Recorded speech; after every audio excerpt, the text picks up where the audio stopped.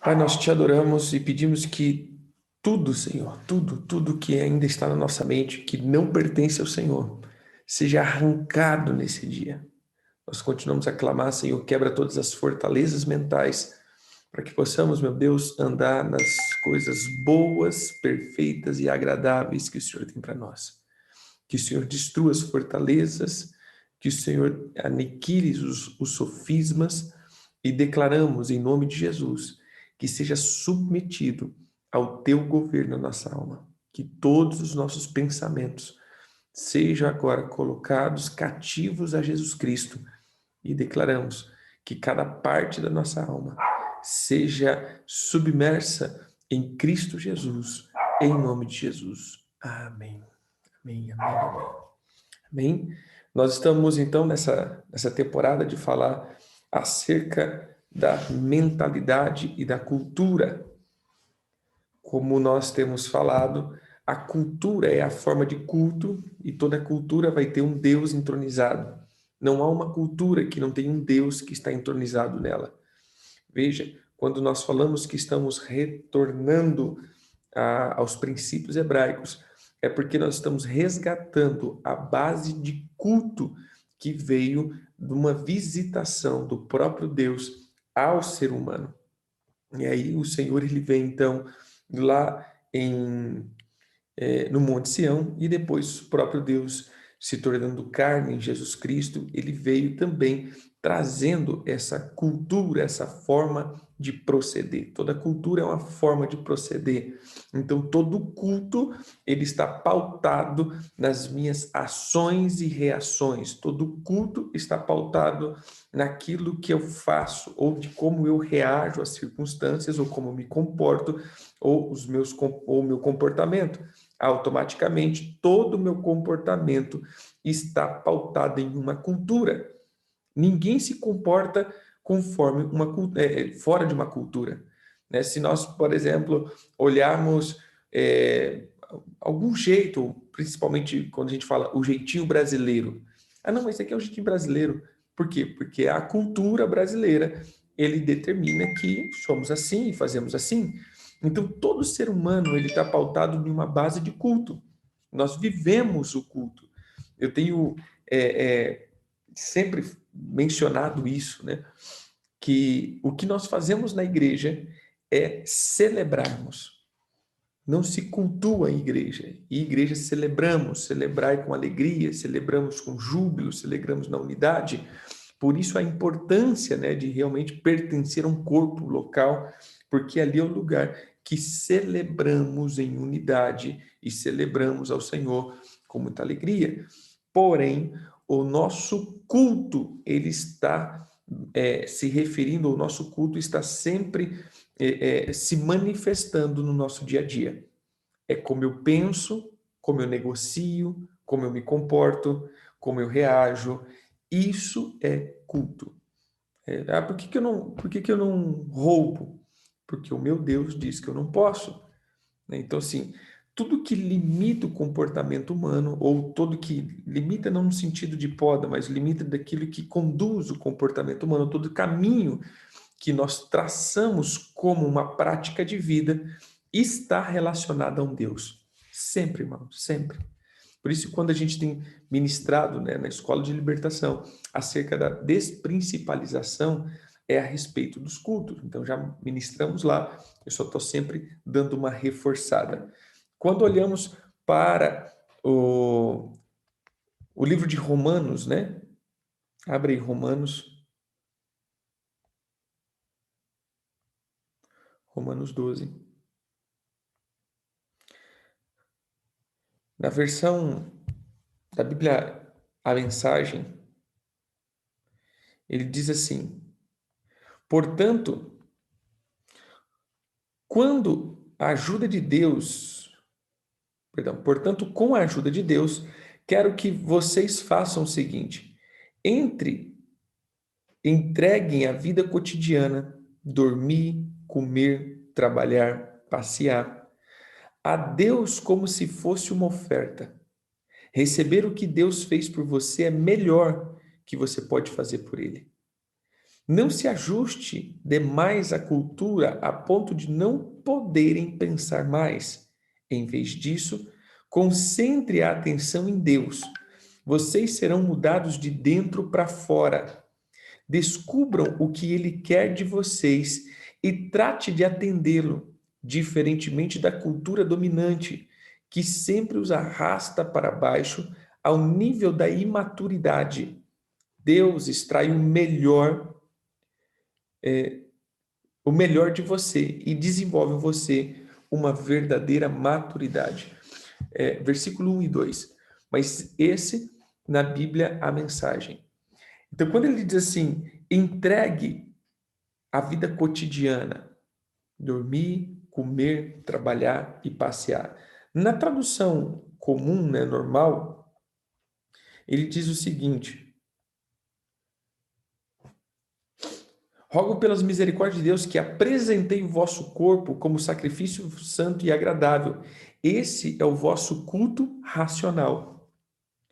Ou seja, esse é o culto. Essa palavra, a palavra grega que é lógicos, né? Ele também fala de uma questão pertencente à alma, espiritual pertencente à alma. A gente poderia traduzir: esse é o culto espiritual que pertence à tua alma. Razão? Ou seja, se nós estamos falando que a alma que será salva, então é a alma que tem que prestar culto. E como essa alma presta culto? Quando eu entrego a minha vida cotidiana a Deus como uma oferta. Então eu estou prestando culto. Quando a minha alma se rende no cotidiano, prestando culto a Ele, eu estou transformando essa minha alma em um verdadeiro altar. E lembra que a alma sempre vai procurar um altar. Por que nós estamos então falando dessas filosofias ou falando dessa dimensão filosófica que estão entrando? Porque isso vai desvirtuando e contaminando a nossa maneira de pensar. Então, o que nós precisamos resgatar ou fazer com que seja resgatado é a maneira de proceder vinda do próprio Deus. Se olharmos para as leis do Senhor, infelizmente, quando olhamos a questão lei, nós só pensamos na lei sacrificial, do matar o cordeiro, do oferecer isso, do derramar o sangue. Infelizmente, a única coisa que a igreja ela coloca como lei não existe. Por quê? Porque não precisa mais, não há mais necessidade de matar. Sim, querido, sim, não precisa mais necessidade, mas as leis do Senhor é muito mais do que isso. Se você pegar todo o livro de Deuteronômios, de Levítico, de Números, você vai ver que a maioria das leis é comportamental e não sacrificial. Se o teu irmão roubar, o que vai acontecer, como ele tem que proceder. Se a pessoa quebrar a coisa do outro, se a pessoa tirar a terra do outro, ou seja, é como proceder dentro de uma cultura. Ou seja, o próprio Deus estava dando uma cultura para o povo, uma forma de conviver justamente. E ele diz: olha, essas aqui são leis justas. Essas são leis que farão vocês justos. Se você proceder desse jeito, você vai ser justo. E quando nós olhamos para todos depois os outros livros, ele está falando do quê? De justiça. A justiça. O que Deus quer que sejamos? Justos. Porque os justos, né? Não é isso? É os justos que verão a Deus. Deixa eu só pegar Mateus aqui. Mateus 5, né? Que fala da bem-aventurança.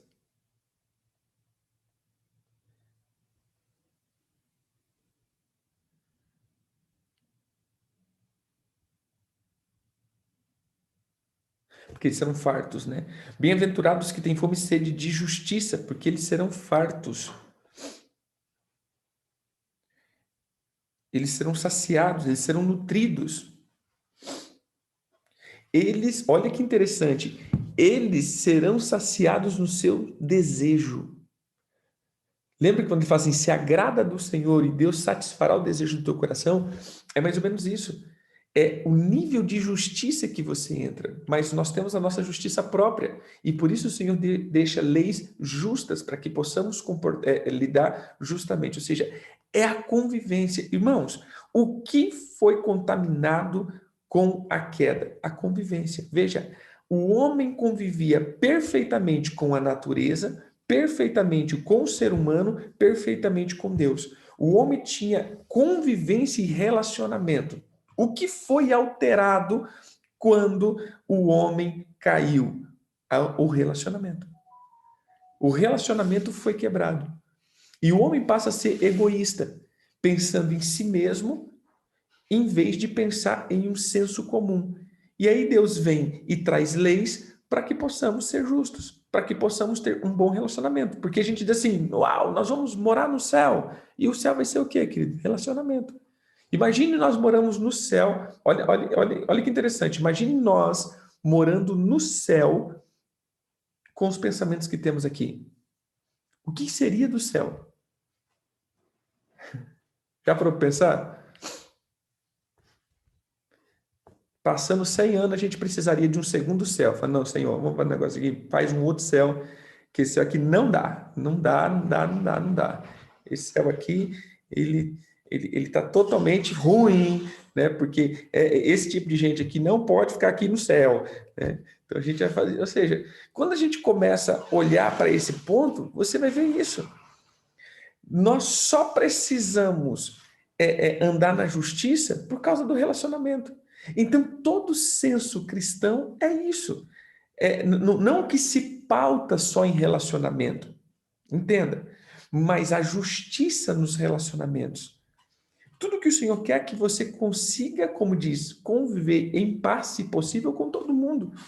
Essa é a questão, a paz que faz com que eu tenha relacionamentos, porque eu vou agora habitar no céu dentro de relacionamentos. E esses relacionamentos agora serão transformados, porque a minha alma vai estar transformada, eu vou ter um corpo glorificado, e eu não vou andar segundo a justiça comum, mas sim a justiça divina. E se eu ando conforme a justiça divina, eu serei justo para com os meus relacionamentos, e justo para com meus relacionamentos, eu vou ter uma boa convivência com todo mundo, porque eu vou saber me colocar e me comportar no meu devido lugar, olhando não só para a minha vida, mas olhando para um senso comum, né? Olhando para um todo. E é assim, quando nós falamos assim, vamos falar de viver em família, seja família cristã ou igreja, nós sempre vamos precisar de um ponto, olhar para um todo e não para mim. Como eu vivo dentro de uma igreja? E a igreja é a maior escola de como viver no céu. Por quê? Porque eu vou precisar viver no meio de todo mundo, buscando o interesse de todo mundo para que todos cresçam. Ponto. E como eu posso pensar nisso? Se eu for justo, se eu obedecer à lei do Senhor. Então, quando nós falamos de cultura e a base de culto, nós vamos ver que precisamos tirar as filosofias, porque isso contamina exponencialmente a alma do ser humano. Isso traz uma enfermidade terrível. Nós estamos falando agora do montanismo. Vamos para a segunda parte do montanismo. A primeira coisa era, ele se denominava a nova profecia. E o primeiro ponto que ele colocava era o quê? Que ele tinha recebido de Deus uma nova metodologia ou uma nova visão ou essa profecia que transformaria, ou seja, entrou em um ponto, irmãos, que eu quero, que eu sempre gosto de citar. Eita, peraí só um pouquinho.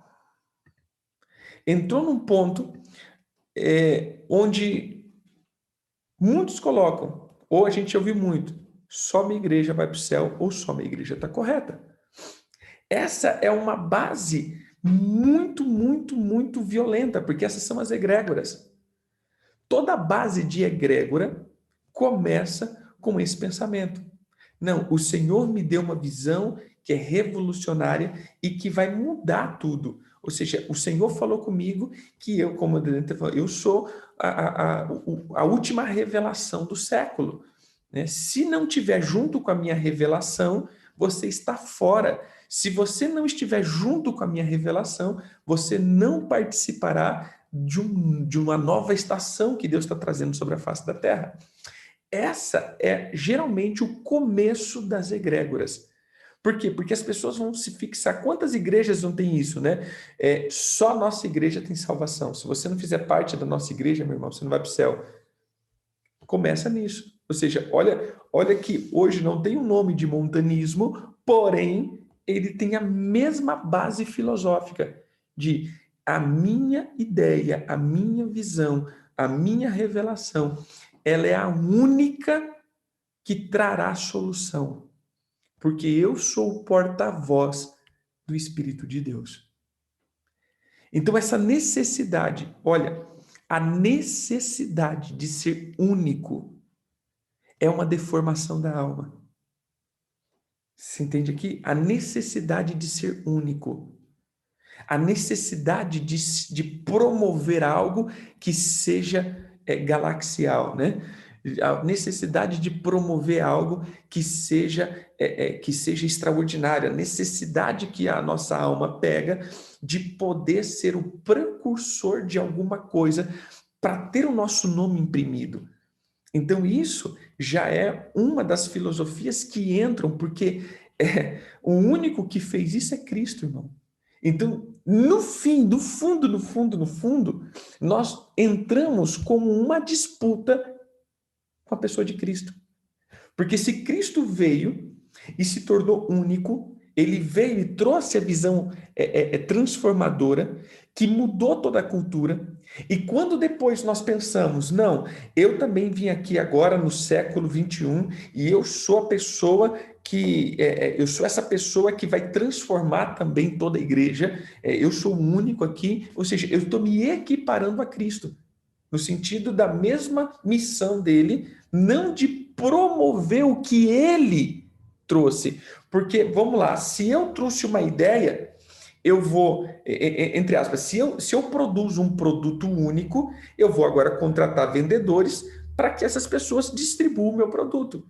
Foi o que Jesus fez. Ele veio e trouxe essa restauração e agora nós estamos divulgando o que ele fez.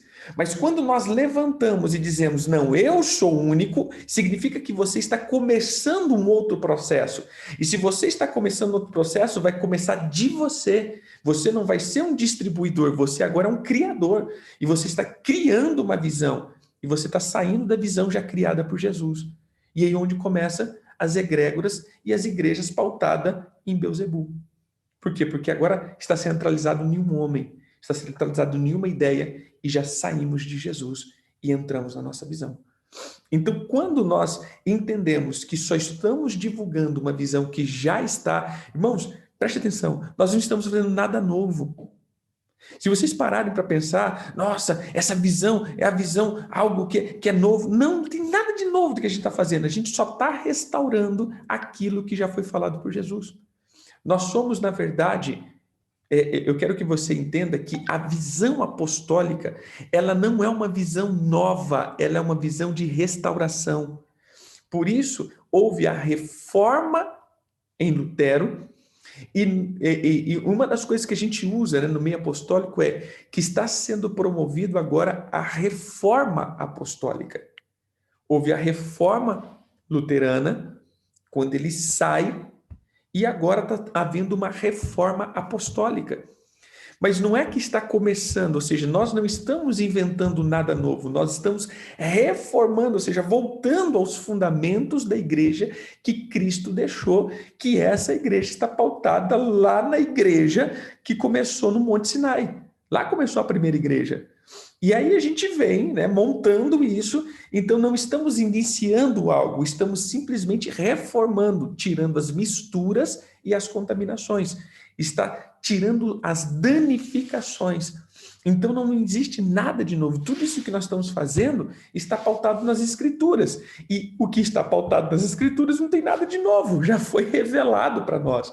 Por isso, toda visão de restauração sempre vai começar primeiro, ou sempre vai ter que ter, em todos os níveis, a manifestação daquilo que está nas Escrituras. Amém? Então, o montanismo, ele vem com isso, com essa visão que nós vamos começar, ou seja, o Espírito Santo está falando comigo. Irmãos, olha o perigo que isso traz. Quando nós nos intitulamos como porta-voz, nós vamos, então, dar base para que eu possa estabelecer novas doutrinas extra-bíblicas. Entende aqui? E eu vou colocar aqui, isso, meu, é muito, muito, muito comum em nossos dias. Principalmente no pentecostalismo. Essa doutrina de Montano, ela é muito comum nos dias de hoje e sempre foi comum. Porque o que é o pentecostalismo? Há uma diferença gritante. E hoje eu falo com muita propriedade disso, porque eu já participei de dois lados. Eu já participei do pentecostalismo e já participei do tradicionalismo. Então eu já fluí nesses dois lados. E realmente são dois lados totalmente diferentes. O tradicionalismo, eles vão falar, tem que estar só na Escritura. Não existe nada dessas questões. É Bíblia, Bíblia, Bíblia, letra, letra, letra. Né? Mas letra no sentido de teologia, raciocínios teológicos. Não sou contra a teologia, pelo amor de Deus, sou formado em teologia. Porém, quando olhamos para o pentecostalismo, não, meu irmão, não é Bíblia, é revelação.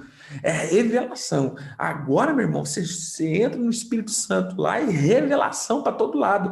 E o Espírito Santo vai fazer o que ele quiser. O Espírito Santo, às vezes, vai dar palavra fora da Bíblia. Ou seja, descartamos a Bíblia. Em um ponto, descartamos o Espírito. No outro ponto, descartamos a Bíblia.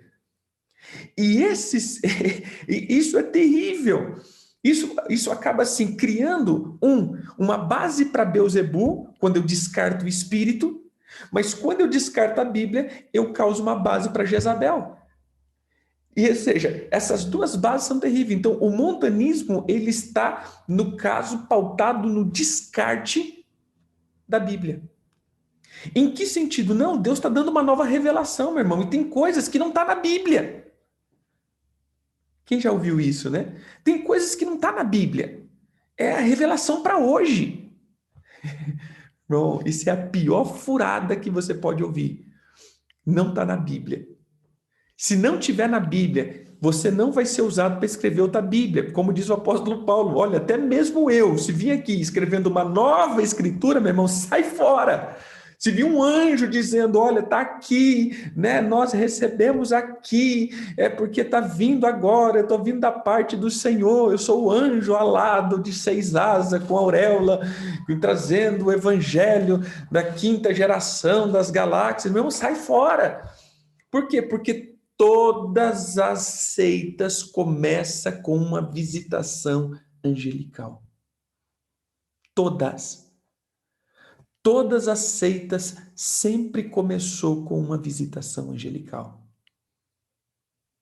Ele começa como?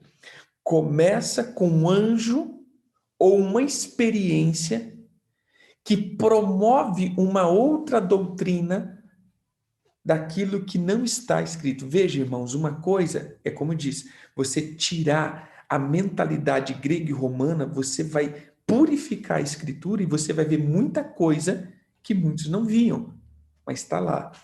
É o que eu costumo sempre dizer, principalmente quando eu comecei a falar sobre os planetas, as galáxias, né? E de repente eu parei de falar. Assim, parei de trazer, me aprofundar. Aí alguns perguntam, pastor, mas por quê? Eu falei, cara, porque eu não recebi mais pontos da Bíblia. Enquanto a revelação estava vindo e eu estava conectando com textos bíblicos, eu vou que vou, mas o dia que eu não consegui falar assim, não, peraí, eu não estou encaixando mais coisas na Bíblia para isso daqui, eu paro. Porque senão vai começar o quê? Senão vai começar agora o meu achismo, as minhas suposições. as minhas deduções daquilo que poderia, e isso, meu irmão, onde começam as heresias e as seitas. Enquanto eu estou achando o texto bíblico, veja, a maioria das vezes que você vai ver eu ensinando sobre batalha, ensinando sobre sistema, abre um texto tal, abre um texto tal, abre um texto tal, abre um texto tal. E não é só um texto, não. Abre tal, tal, tal. Por quê? Porque eu preciso eu preciso ter a base bíblica. Isso é bom que me preserva de andar no engano. Entendeu? Nós precisamos ser preservados. Então, o montanismo, ele começa o quê? Nessa visão que o Espírito Santo agora vai me usar como um porta-voz. E se eu sou o porta-voz do Espírito, a Bíblia já não é mais o meu parâmetro. Porque o Espírito Santo, às vezes, vai falar coisas que não estão na Bíblia. Então, irmãos, o parâmetro de todo cristão é a Escritura. Se a Escritura não está te validando, se a Escritura não está te validando, sai fora. Para um pouquinho, medite de novo, para que você possa entrar nos moldes bíblicos, senão, provavelmente você vai estar entrando em um espírito de engano, visto que o engano é uma das operações do espírito do anticristo que opera nesse século. Veja que Jesus diz a respeito da vinda dele: não deixe que ninguém vos engane. Então, a obra do engano é a obra que está operando para os últimos dias. Um terceiro ponto do montanismo, falando do primeiro, que foi fundado por Montano, e era o movimento da nova profecia. O segundo ponto é que ele seria o porta-voz, então está agora pautado em cima de um ser humano. Terceiro ponto, os traços característicos de todo o movimento montanismo é a glossolalia. Escrevi aqui.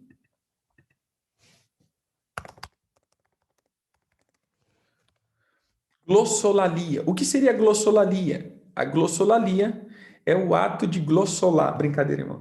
A glossolalia é o falar em línguas, né? É o falar em novas línguas que está fora da compreensão humana. Então, toda a forma, ou seja, uma linguagem espiritual tendendo ao êxtase e ao entusiasmo. Então, o montanismo, ele tem a base nos êxtase e nas experiências espirituais. Então, toda a base, olha que interessante, querido, toda a base da nova profecia, que é o movimento montano, ele está pautado nos êxtase e nas experiências espirituais pessoal. Então você veja que esse movimento ele é pautado em alma purinho, purinho, purinho.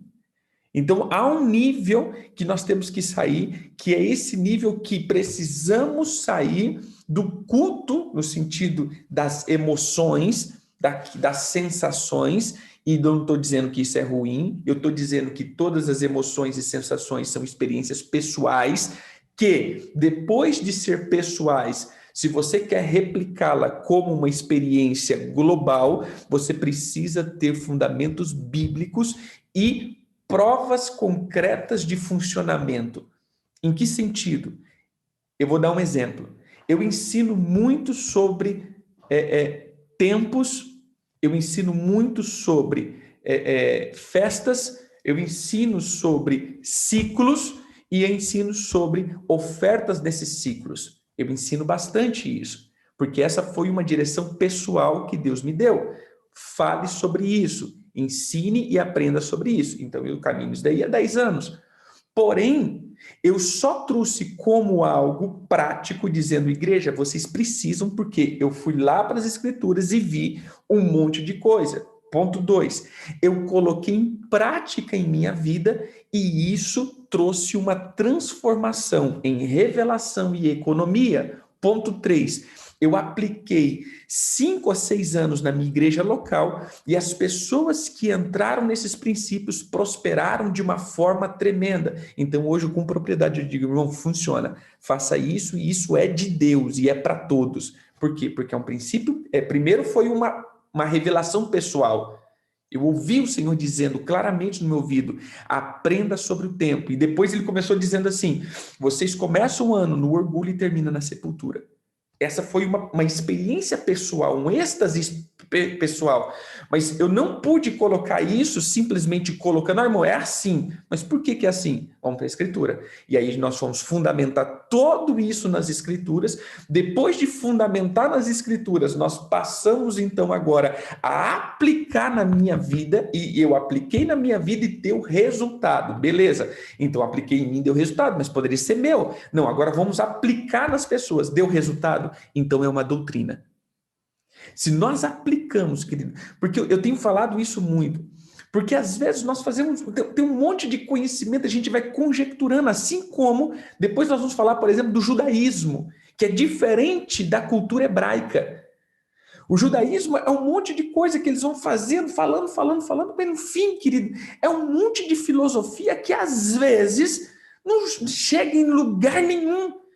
Não chega em lugar nenhum. E era isso que Jesus estava falando. Cara, vocês estão doidos. Porque vocês fazem um monte de coisa que não chega em lugar nenhum. Não chega em lugar nenhum. O que isso vai produzir? Nada. Vai produzir só um monte de ideias, um monte de coisa, um monte de aparência de santificação, mas não produz nada. Então, o que você precisa entender?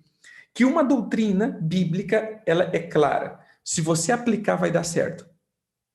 Eu sempre falo isso com as pessoas, irmãos, o negócio é o seguinte, a Bíblia está dizendo assim, assim, assim. Eu dou exemplo.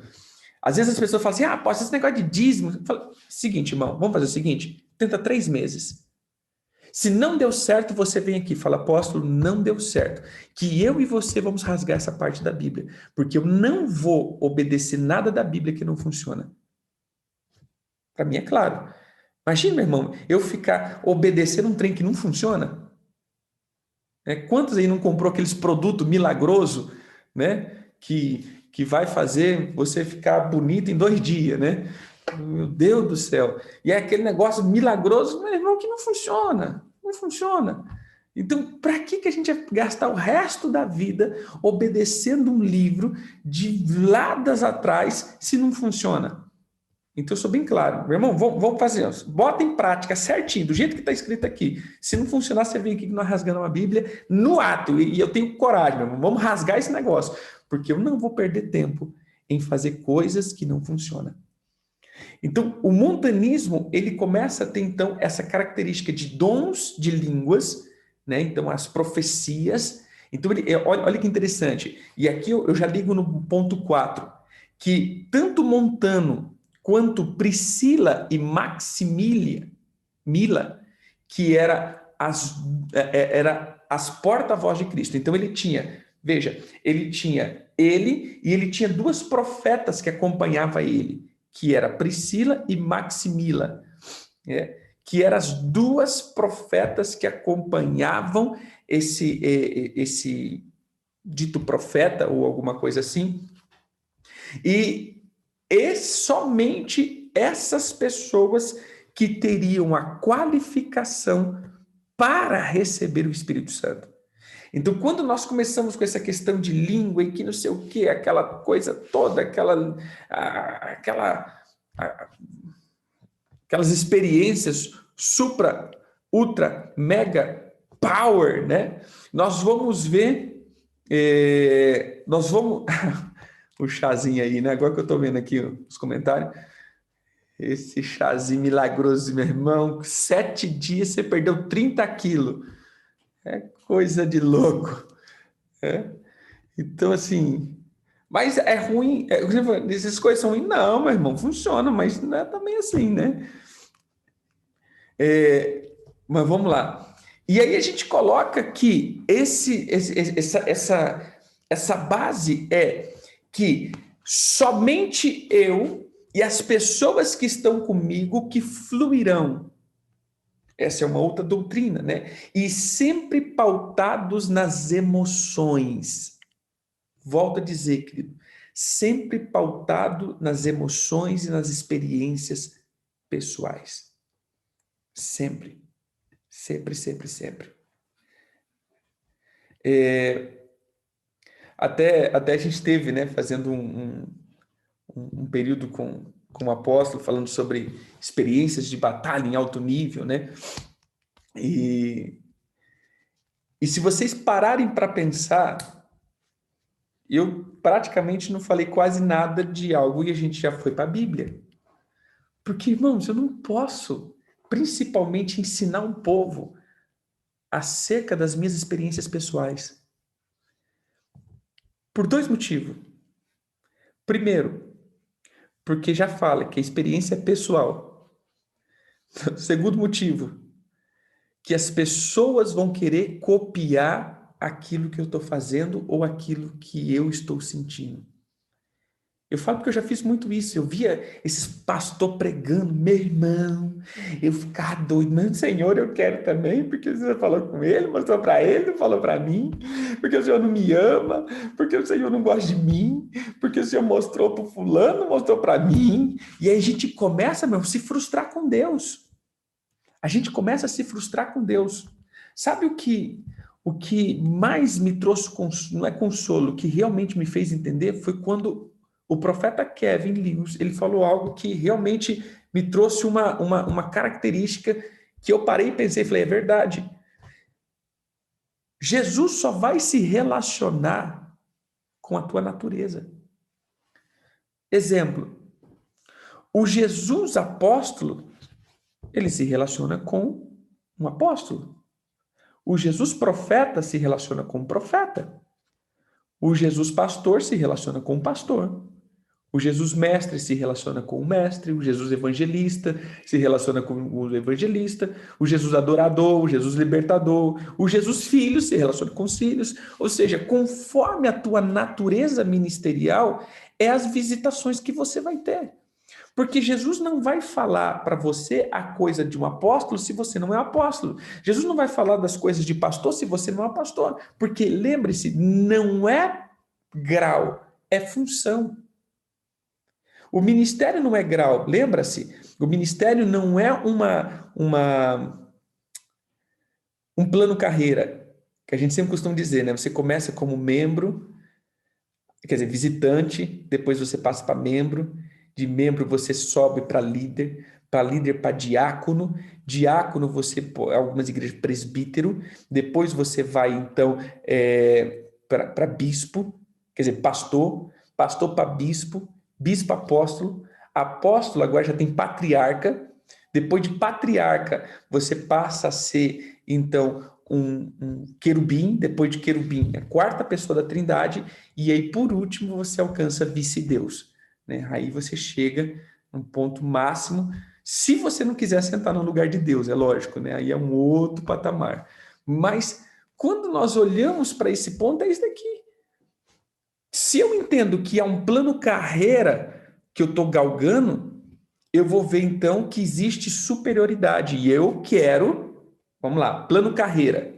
Olha o que é o plano carreira. Eu tenho como subir de nível. Eu tenho como subir de nível. Então, peraí. O que Deus está falando para o nível VIP? Né? Que é o nível VIP, é o nível, já chegando os patriarcas aqui. Então, seu nível VIP. O que Deus está falando para o nível VIP? Eu estou lá no nível ainda meia boca, meia sola ali. Então, eu quero aquilo que Deus está falando lá com nível VIP, meu irmão. Porque eu quero receber aquilo. Porque eu creio que é um plano carreira. Então, eu quero receber o que aquelas pessoas estão recebendo, porque elas estão superiores a mim, e se elas são superiores a mim, eu posso chegar lá, então eu quero chegar lá, eu quero receber. Então, eu vou buscar de Deus o que eles estão recebendo. Como pessoal, não estou dizendo como uma doutrina. Agora, se eu creio que é função, não tem sala VIP e nem nível VIP. Então, Deus vai falar comigo só as coisas do meu ministério. Se eu sou apóstolo, eu vou saber das coisas do apóstolo. Eu não preciso saber das coisas do pastor. Eu não preciso saber das coisas do evangelista. Porque Deus vai falar para o evangelista, vai falar para o pastor.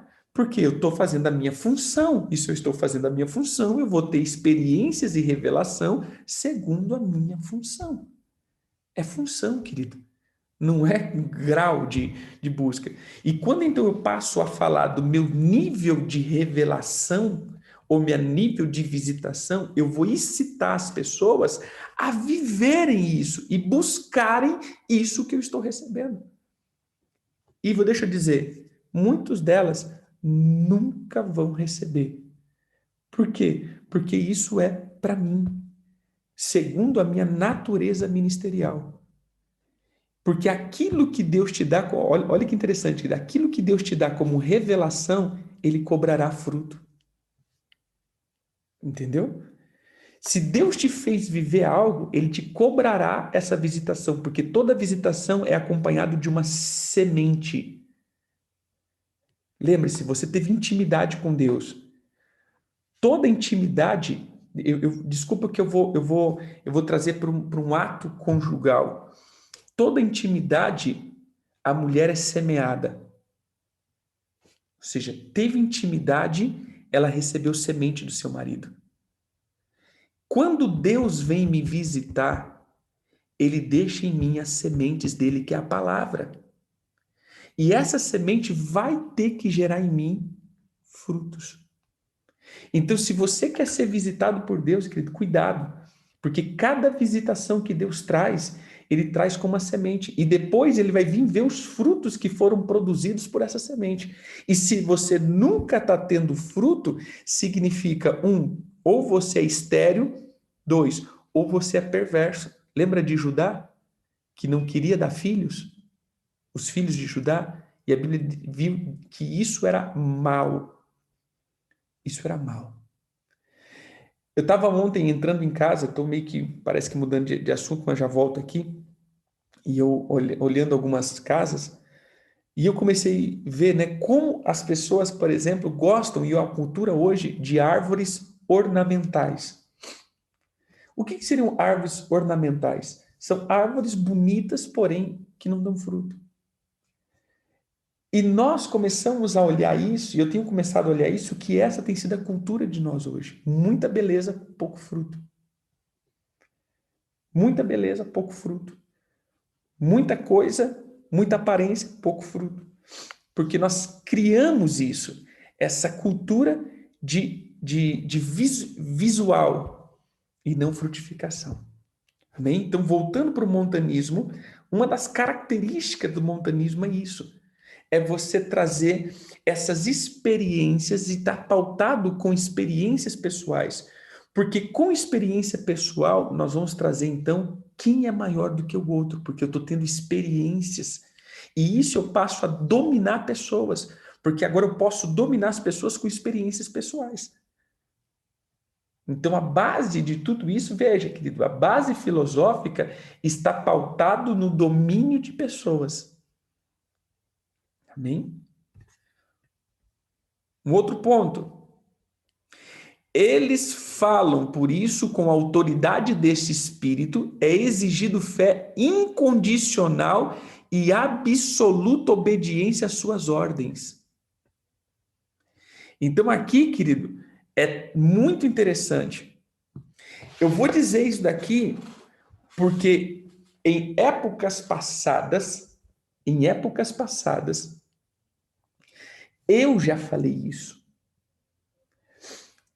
Quando eu comecei com esse movimento, eu falo porque isso é sutil.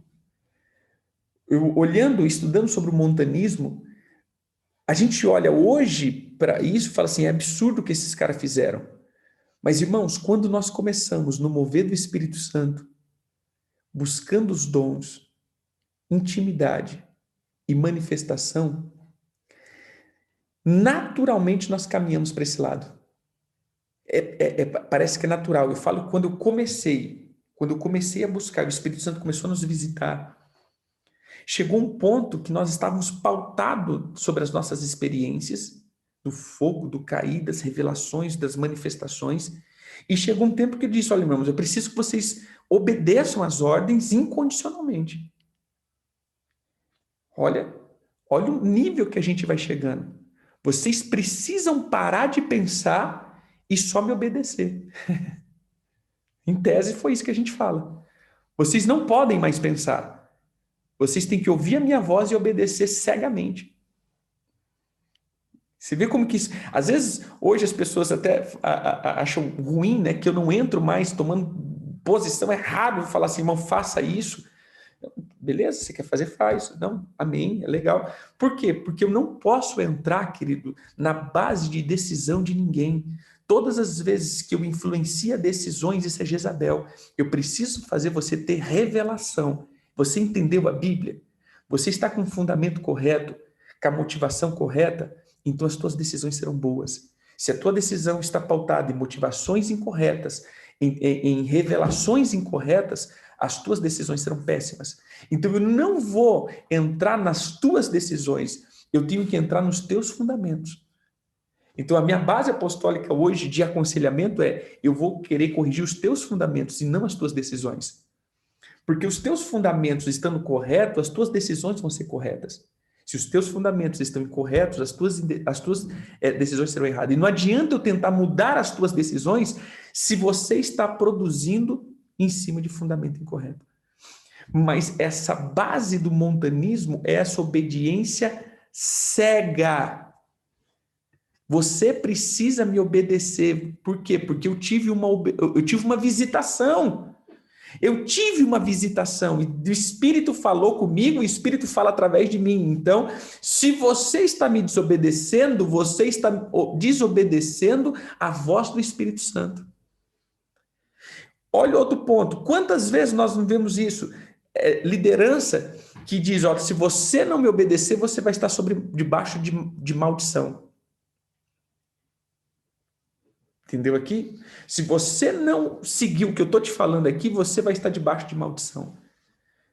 Gente, a gente sabe o que é paternidade, a gente sabe o que é honra, o que é desonra produz, mas veja a diferença da desonra pautado em um fundamento correto e a desonra pautado no montanismo.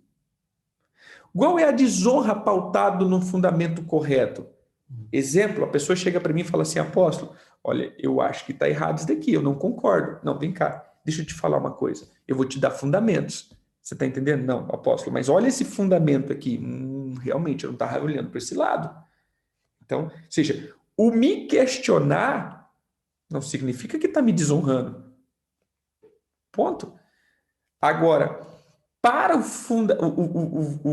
para a base dessa linha montanista, toda vez que você questiona o líder, é desonra.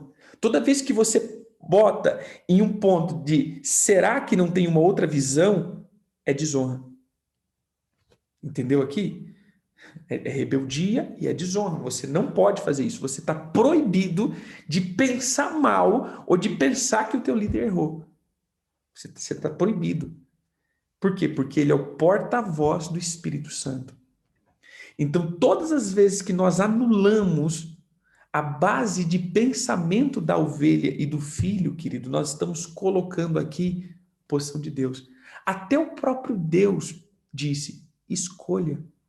Eu coloco a bênção e a maldição. Escolha. Você não tem que ter uma obediência cega. Você tem que ter uma obediência pautada na revelação. Você tem que entender que eu sou Deus. Você tem que entender que eu sou Pai. Você tem que entender. Ou seja, até o próprio Deus diz isso. Imagine nós dizendo, não, você não pode me questionar, você não pode duvidar de mim, você não pode, o que eu falar, faça. E aí começa o quê? Que tipo de situação que gera? Gera uma situação onde as pessoas começam a ter que pedir opinião até para trocar uma lâmpada do quarto. Eu vou hoje trocar uma lâmpada do quarto, você me autoriza a trocar essa lâmpada, quanto giro eu tenho que dar, né? Eu falo assim, querido, porque eu já vi esse tipo de situação, né? Principalmente quando eu entrei para dentro da igreja, eu tinha um amigo que fala, não, eu sou de uma igreja, não vou, lógico, vou citar nome, né? Mas sou de uma igreja que para nós podemos, e ele falou, até trocar uma lâmpada do quarto, nós temos que consultar o nosso líder. Essa foi a expressão. Nós temos que consultar tudo para ver se realmente é bom eu fazer isso ou não. Então, eu tiro a base de pensamento. Eu tiro a base de decisão. Irmão, isso é escravidão. Isso não é liberdade. Para a liberdade, o Senhor nos libertou. Amém? Não estou dando base para rebeldia. Não estou dando base por uma carta de alforria falando você faz o que você quiser e você pode meter o dedo na cara do líder e dizer, você está errado. Não, querido, não estou dando base. Eu estou falando assim, querido, se você não entendeu, pergunta. Eu não entendi isso. Por que você está falando isso? Que esse líder vai colocar na Bíblia e dizer, olha aqui, esse texto diz isso, isso é o fundamento, esse é o fundamento. Ah, entendi. Ponto. Ou, não, isso daqui, aí você tem um fundamento que diz, ou uma base mais aguçada, fala, mas pastor, olha esse fundamento, olha esse, olha esse, olha esse. Ah, realmente esse daqui realmente tem mais sentido. Então, beleza, então vamos tomar essa decisão. É simples. Você entendeu? Nós, como líderes, não somos infalíveis. Não somos 100%, não somos 100% selados de erro. Por isso precisamos andar como corpo. Por isso existe um corpo apostólico, por isso existe um corpo profético, por isso existe um corpo ministerial. Eu não estou dizendo de democracia, eu estou dizendo de um corpo que andam junto em deliberações. Amém? Não por maioria de voto, mas sim por muitos conselhos manifestando sabedoria. Amém? Então, o montanismo, ele vai estar pautado em uma nova profecia. Ponto 2.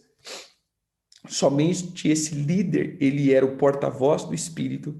Ponto 3. Ele era pautado em cima de experiências pessoais e êxtases espirituais. Ponto 4.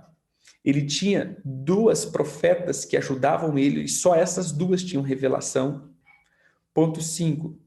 A autoridade que ele tinha era inquestionável, por isso as suas ordens teriam que ser obedecida na risca. Não poderia ser desobedecida, senão estaria desobedecendo o próprio Deus. Amém? Então, continuamos. Não continuaremos amanhã, porque amanhã é tempo estação. Nós vamos pegar uns três dias aí para falarmos sobre a tribo de Benjamim. Amém? Então vamos dar uma pausinha aqui, como a gente faz todo mês. Fazemos e voltamos. Ainda tem mais uns 2 pontos aí para falar do montanismo. Mas o que eu quero que você entenda, querido, que é muito sutil essas filosofias que vão entrando dentro do cristianismo. E eu olhando para esse montanismo, eu falo, maioria das vezes, quando nós entramos para os moveres espirituais, tendemos a seguir a mesma linha, se não tivermos muita base bíblica.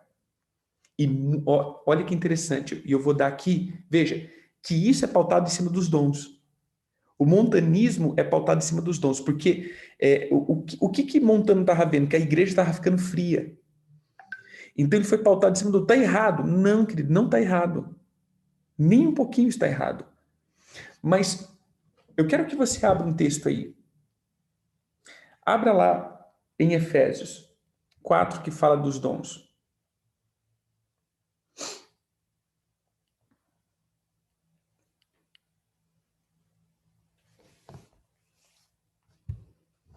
E eu termino aqui. Falei que não ia demorar, mas já está 1 hora aqui, né?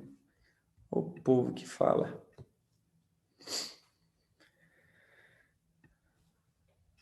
Vamos lá. No versículo 11, ele está falando, 4:11, ele está falando dos dons. De um concedemos apóstolo, profeta, mas eu sempre gosto de ler o antes-texto e o pós-texto, né? Pretexto e o pós-texto. Diz assim, olha no versículo 1. Rogo-vos, pois, eu, o prisioneiro no Senhor, que andeis de modo digno da vocação que foste chamado. Se ele está falando aqui,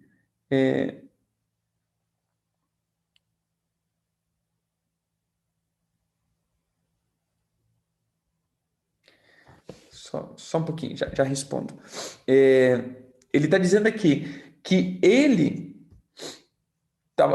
ia falar agora sobre a característica dos dons e ministério. Ele está dizendo, olha, ande de modo digno dessa vocação. Ande de uma maneira digna.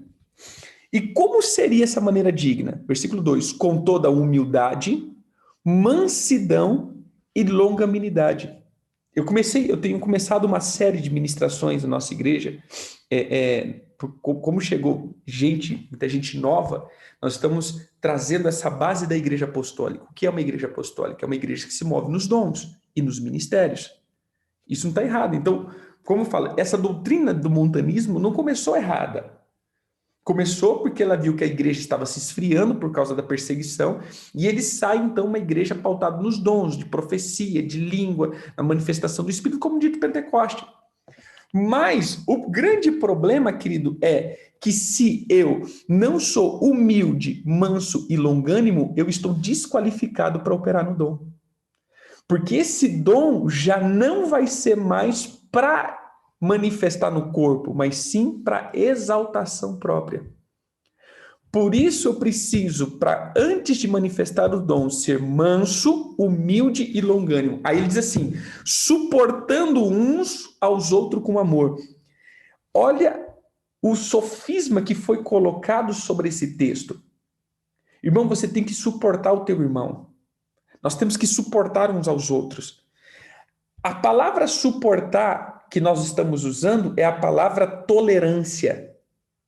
Você tem que tolerar o teu irmão. E isso acaba ficando desconectado com a palavra como que eu posso dizer? Com a palavra amar. Amar uns aos outros.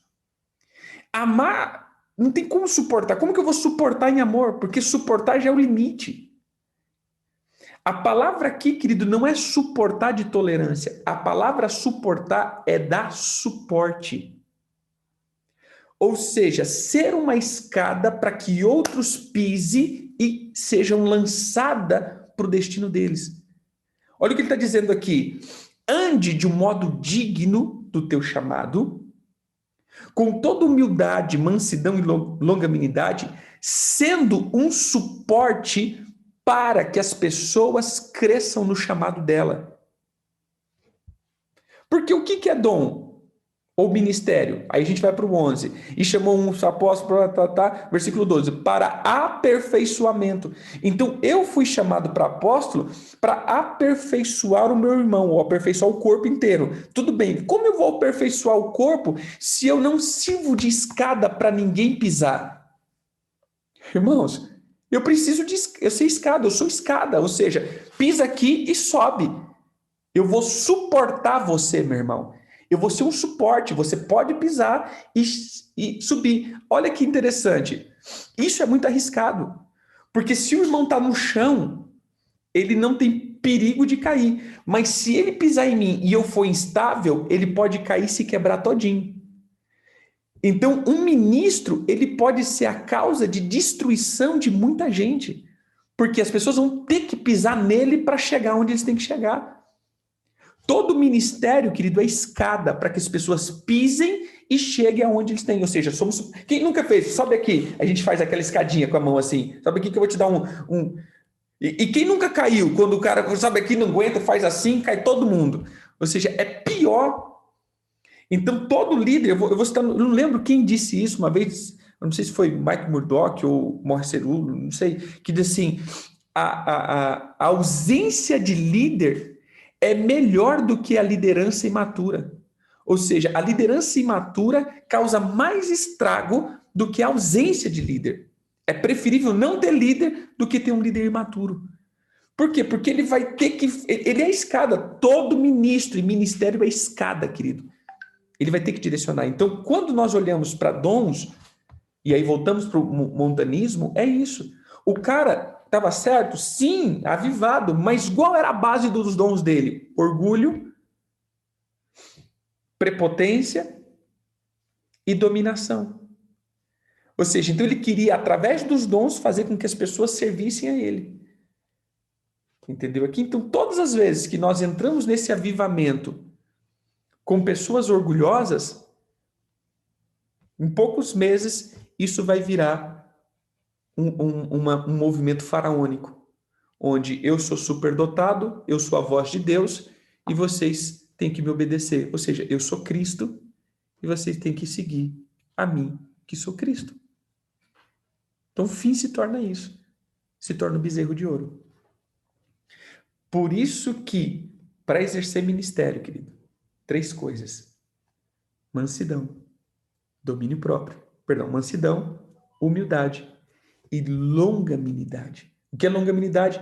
Paciência esticada.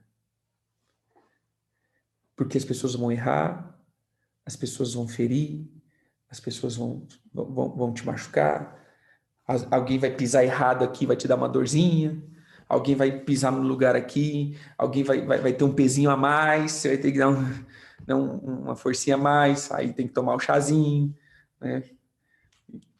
Então, assim, a gente vai precisar, às vezes, estar mais...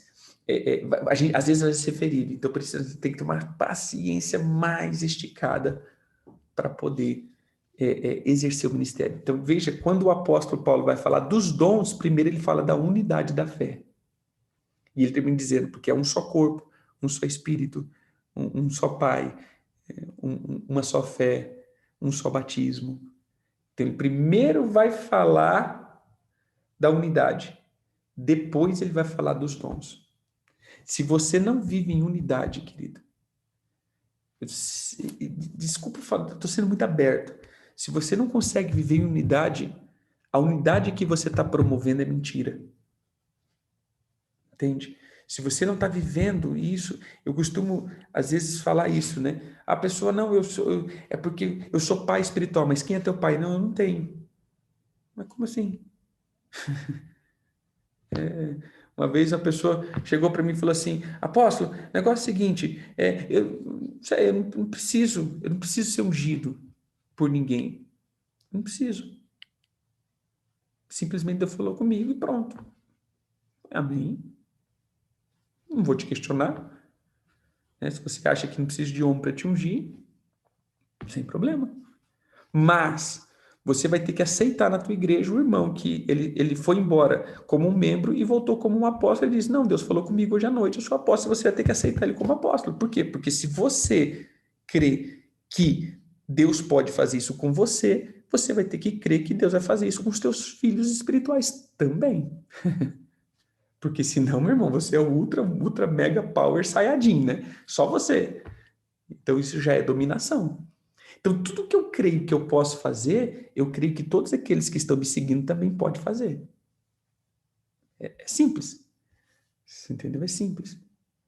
Então a gente tem que crer, querido. A gente tem que, na verdade, ter a base da mansidão. Senão, quando buscarmos espiritualidade, provavelmente a gente vai cair no mesmo erro de Montano. Amém? Podemos orar? Mais uma vez, bota a mão na tua cabeça aí. Pai, em nome de Jesus. Ora comigo, né? Pai, em nome de Jesus. Continuamos a desconfigurar e tiramos fora toda essa mentalidade que nos faz viver debaixo de sentenças e escravidão. Eu quebro agora, em nome de Jesus, e me desligo de todo véu humano e humanista que tem perdurado na minha mente como filosofia. Que o Senhor coloque a tua palavra pura e que haja restauração da minha alma, em nome de Jesus. Amém. Amém, queridos? Deus abençoe